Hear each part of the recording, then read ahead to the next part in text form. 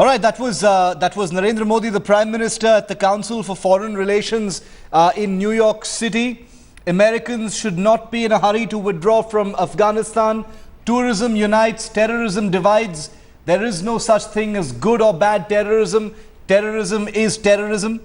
Rajdeep Sardesai, consulting editor with the India Today Group, is in Washington, D.C. What you just saw live right now from the Council for Foreign Relations was, in effect, Narendra Modi's final event, the last item on his agenda in New York City before he departs for Washington, D.C., where he will be hosted by President Barack Obama and his wife, Michelle Obama, at the White House. I want to go straight across to Rajdeep for more on this. Rajdeep, terrorism and its big threats was the underlying focus of what Narendra Modi spoke about in this speech at the Council for Foreign Relations, and there's no doubt that that's going to be one of the big items of discussion when he meets the President of the United States as well.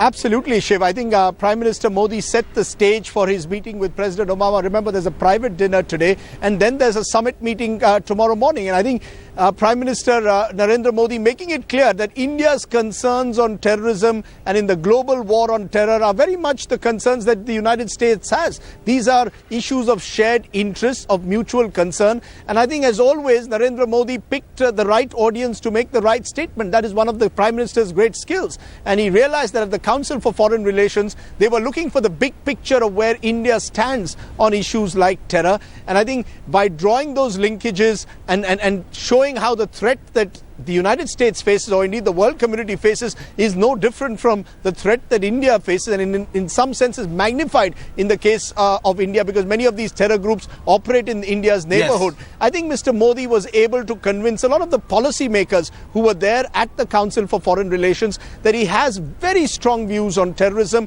views that he shares with the United States, and views that you can expect him to reinforce in his meeting with President Obama, because I think ISIS and the crisis in the Middle East is top of the mind as far as the United States is concerned, and that's where Modi and Mr. Obama will have a lot of common ground, quite apart also from the fact, Shiv, that he will also look to focus on geo-economics and the need to try and find commonalities in areas of the economy as well. But clearly this was Narendra Modi setting the stage for his big meeting with the US President tomorrow morning. And he set the stage for that big meeting with the President just a few hours from now. Rajdeep, stay with me. Want to go across live also to Rahul Kaval, who's with us from the venue of where Narendra Modi just spoke from, the Council for Foreign Relations in New York City. Rahul, it's over to you.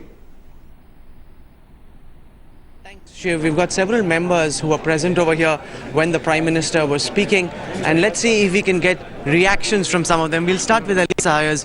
Ma'am, you heard the Prime Minister's speech. What did you make of his big speech on foreign affairs? I thought it was great that the Prime Minister spoke about the issues clearly of development and the way that investment can play a role in that. It was good that he also spoke about India's engagement with the world and the view that India is, he's said this in other speeches before, but I think it was good for an American foreign policy audience to hear about India's view that the world is one family. I also really appreciated his words on terrorism, his strong words against what's been happening in Iraq and in Syria. That was a very powerful message that he offered.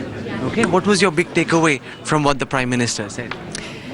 Well, I would like to review everything that he said and write a little bit about it to think about the big takeaway, but I'd suggest that some of the most important takeaways were his emphasis on democracy, very important, his emphasis on relations with the neighbors, and his emphasis, of course, it's been a very important part of his platform, on economic development and the role that international engagement and foreign policy can play in that. Thank you very much. Mr. Priest? Sir, could we know your thoughts on the Prime Minister's speech and what your big takeaways are? What did you make of our Prime Minister? I think he's an excellent representative of India, and he clearly knows how to deal with sophisticated government leaders. I think he will be a huge partner for the United States of America and, frankly, democracy abroad. So, of all what the Prime Minister said, what is it that you were looking out for him to say, and what were your thoughts on the manner in which he came across?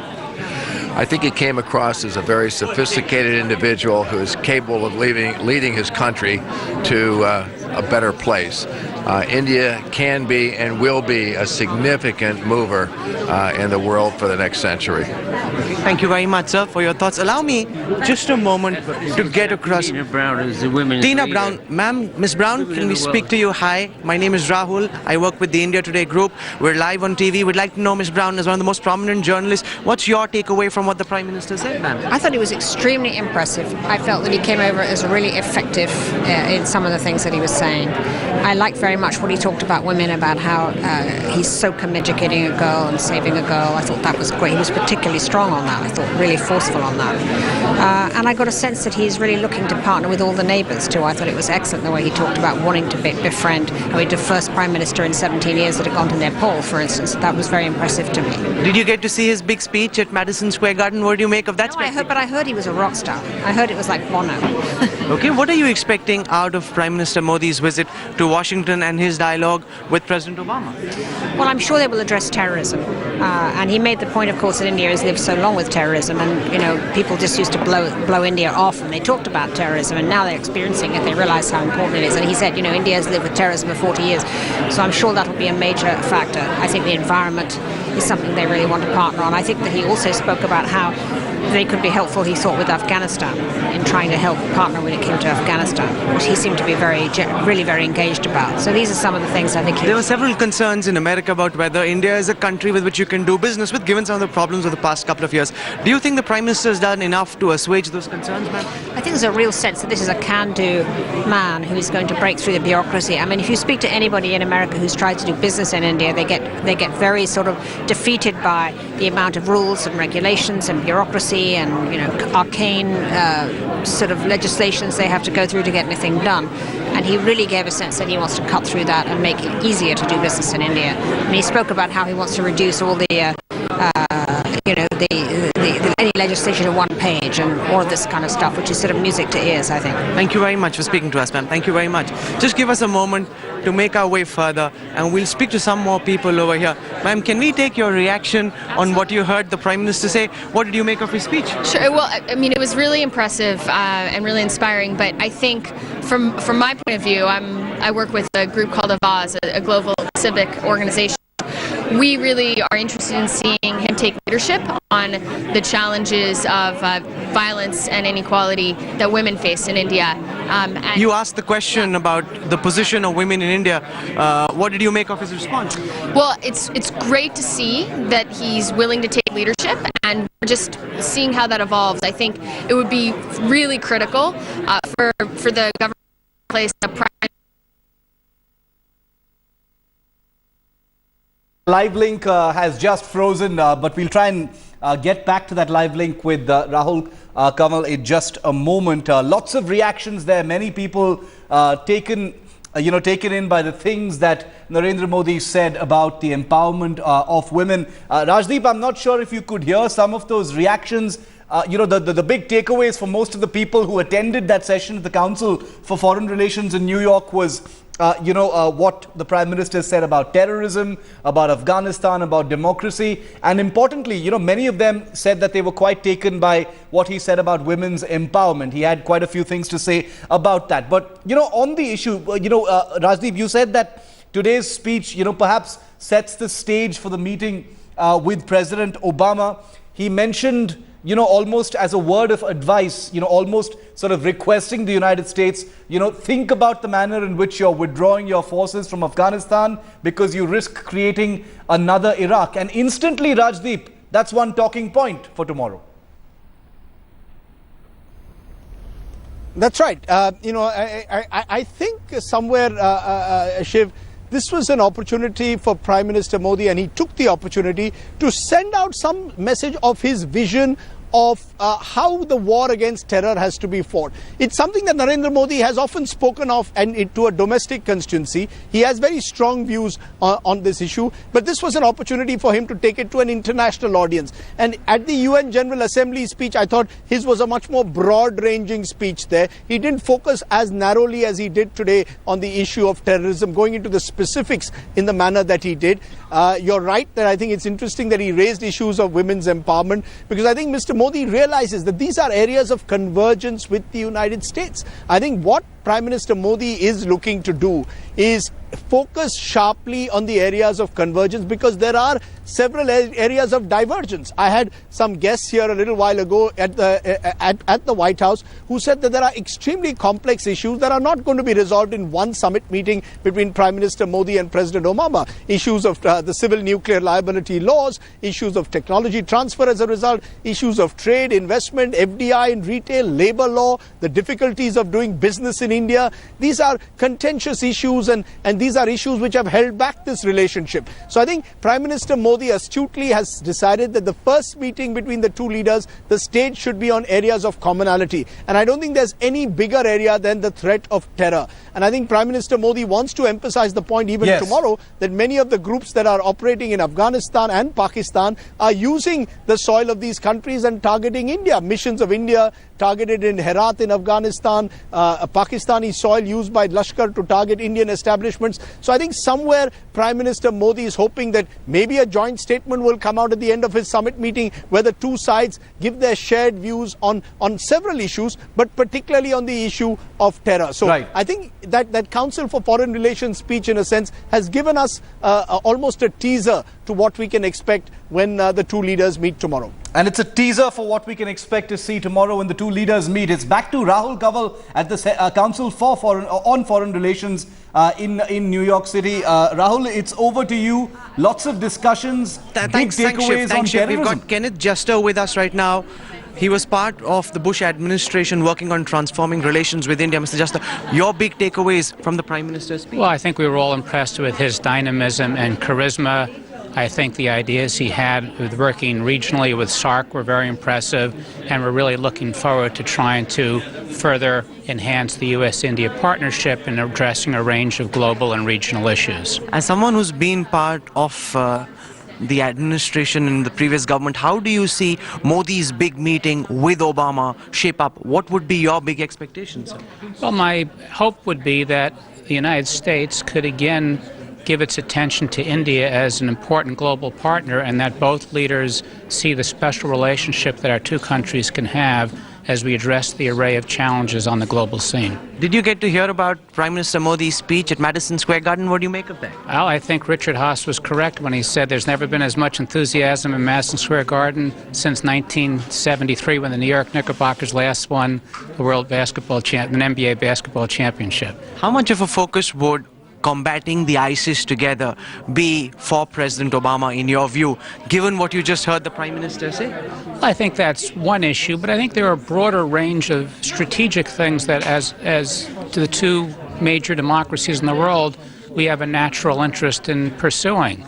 It's broader world stability, it's economic growth, it's dealing with transnational challenges such as terrorism. So it's across this whole range of issues that we've got to really vitalize our partnership.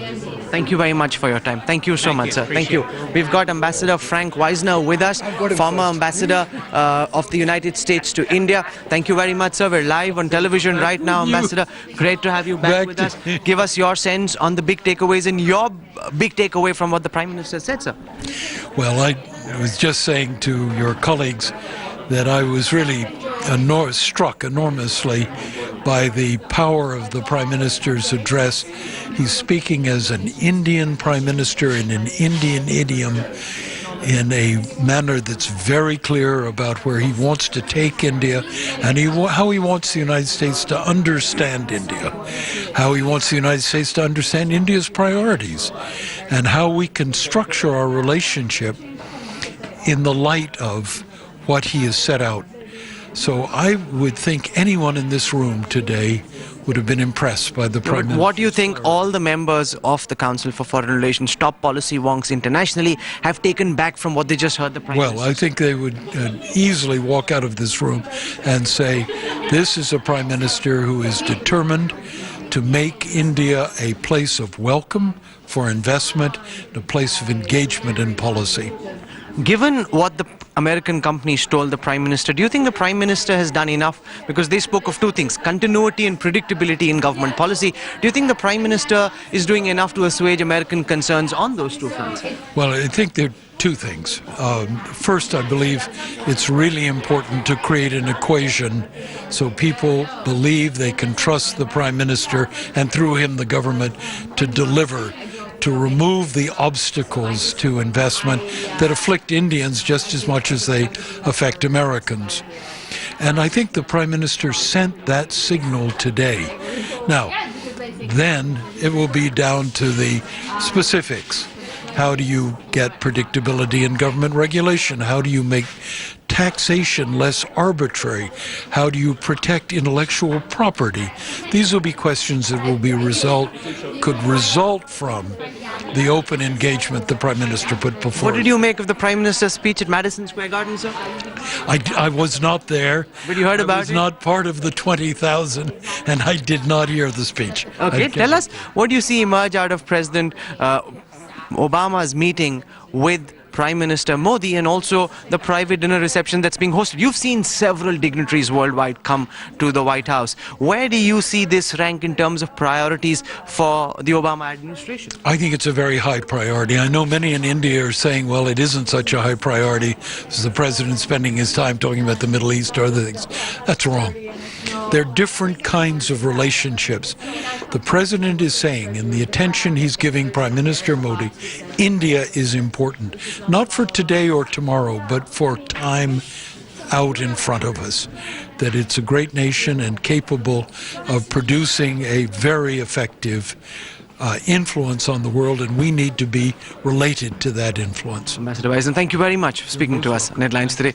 My colleague wants to take over. Ma'am, we lost the live link with you when we were chatting with you last time, so I just want to continue the conversation before we left off. You asked that crucial question to the Prime Minister on women's rights and the position of women in India. What did you make of his response? I thought it was encouraging, but I think we could do more. What do you want more that the Prime Minister should do?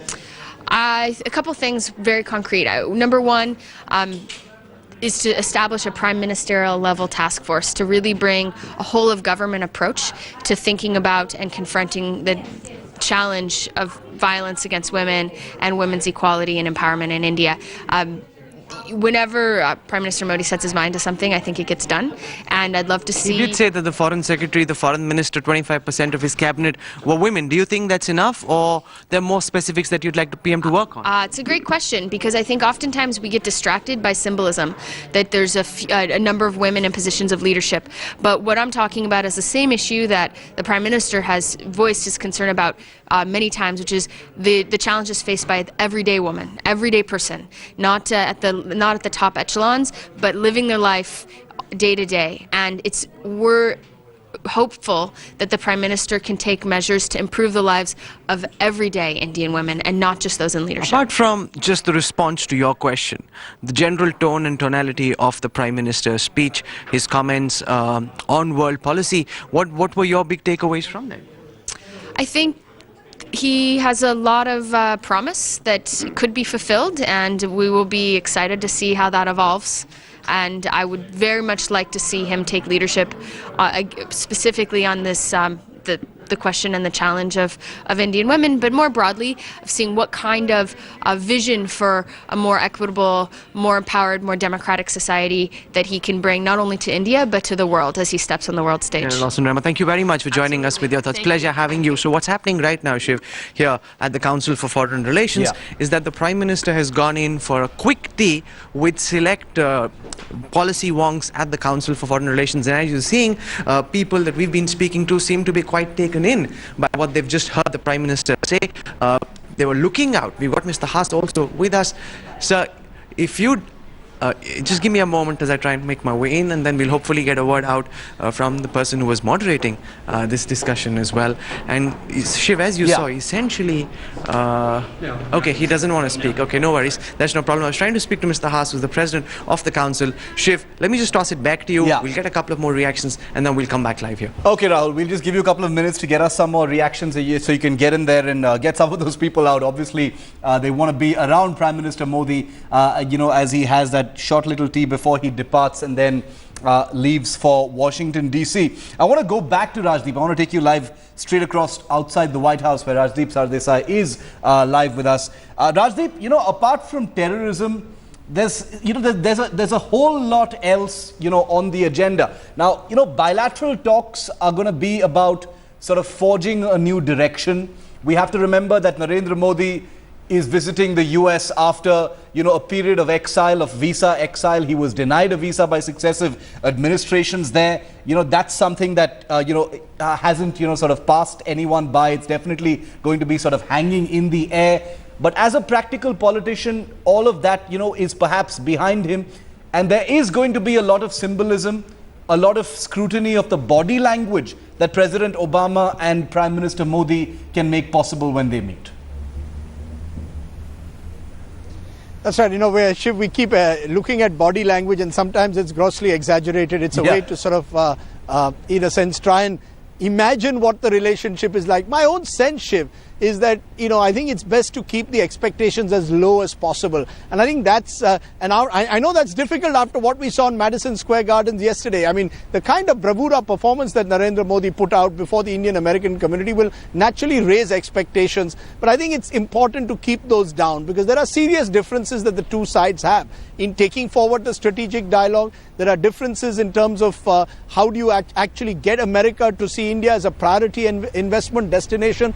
There are serious issues when it comes to the civil nuclear liability laws that India have put in place. These are all hard areas that cannot be resolved in one meeting. So I think the importance of what the Obama-Modi meeting is about is that this is a first chance for the two sides to at least to get to know each other. President Obama shared a very warm relationship with former Prime Minister Manmohan Singh. Yes. He now needs to ensure that warmth it continues with Prime Minister Modi. And I think what the Americans are looking for is a sense of what a Modi government will mean in terms of foreign policy challenges, and whether a majority government of Narendra Modi can bring in the kind of legislative framework that a coalition government of Manmohan Singh was unable to do. I think that is important. They're looking for some kind of legislative breakthroughs on critical areas of investment, of labor reform, which will facilitate business with India. I think that really is the challenge before the Indian government, and it's that which will determine the real shape and growth of this relationship. I think on areas of defense, on areas of terrorism, these are obviously areas where the two sides have much in common with. But it's when it comes to the more difficult issues of investment, of nuclear technology transfers, that's where the relationship gets into awkward spaces. And I think the challenge for the two sides is try to first resolve have an approach, an incremental approach. Don't expect this relationship to be resolved and rebooted in a day, but slowly start building towards, in a sense, stabilizing it once again. And give it some kind of direction. You're absolutely right, Rajdeep, when you say that, expecting there to be some kind of magical booster shot, is perhaps unrealistic. Also, I mean, on the other hand, Indo-US relations are already pretty strong at this point of time. The two countries have been coming closer, as you mentioned, in the spheres of strategic cooperation, military cooperation, defense, trade, that sort of thing. But I just want to ask you another question, Rajdeep. Today's breakfast that Narendra Modi had with big CEOs. Today at the Council on Foreign Relations in New York City, someone mentioned to him that given the kind of economic activity that you see in both India and the United States, it's the trade that happens between these two countries is an embarrassing fraction of what it potentially could be. So you think that this is going to be the big focus? It's about trade, it's about investment, it's about creating that sort of meaty chunk of a relation before taking anything else forward. That's right, Shiv. I know Prime Minister Modi is going to have a power dinner today with President Obama, but I think the power breakfast this morning was just as important, if not more so. Yes. Eventually, economic relationships in the 21st century will be faced by shared foreign relations between countries will depend on the nature of their economic ties. The stronger the economic ties, the greater the investment in India, the better the investment climate, the easier it is for two countries to deal with each other. America's business is business. Narendra Modi in Gujarat showed that Gujarat's business is business. He knows how to deal with the business community. And I think those power breakfasts that he had with the CEOs were important. I don't think any of these CEOs are writing blank checks or $100 million checks overnight. But at least it's a starting point. It's a starting point in a sense. And I think there's a recognition that if business confidence in India can increase, then foreign policy issues can be resolved, because you will create a sufficient amount of shared stake in having a stable relationship between India and the United States. That's the big advantage we have over, let's say, a Pakistan or other countries in the neighborhood. Our large economy, and Mr. Modi has been stressing on this point, is a huge opportunity. The large youth force that our country has, the demographic dividend that he keeps talking about. These are all huge opportunities that India possesses. And I think the two countries need to discover these opportunities that they have. I think that will really become the focus in the future. The kind of power breakfast that we saw today, that's where really the relationship between Washington and New Delhi will be taken forward.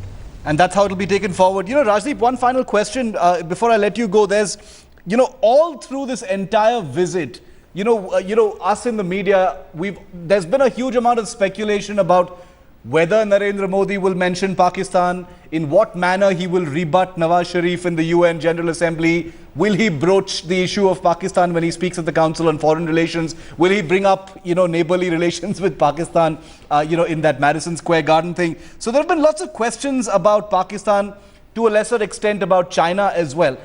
Do you see, in tomorrow's discussions, Pakistan and China coming up substantively or in any specific sort of manner, at least more specifically than Narendra Modi has mentioned in the other engagements he's had so far?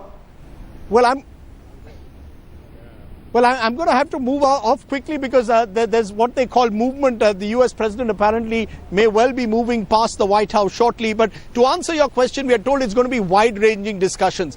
Obviously, that will include China, Pakistan. Pakistan in particular, I'm sure will figure, particularly terror emanating out of Pakistan, and which, in a sense, targets US strategic interests as well as Indian interests. So I do expect wide-ranging discussions, but specifics, we'll have to wait till tomorrow. I'm afraid, Shiv, I'm going to have to leave you, because the US Secret Service has told us we are too close to the White House, and there is going to be some movement of the US president in a short while from now. Absolutely, absolutely. Rajdeep, thanks very much for giving us that live shot from right outside the White House. There's movement over there, security detail. So Rajdeep is going to have to move from that particular location. We'll try and get back to him in just a bit. The big takeaways expected.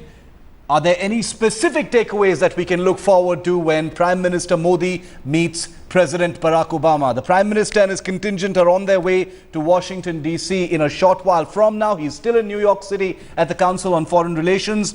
That dinner with President Obama and Michelle Obama takes place at 4:30 a.m. India Standard Time. And it will be tomorrow when bilateral discussions will take place between the Prime Minister and the President.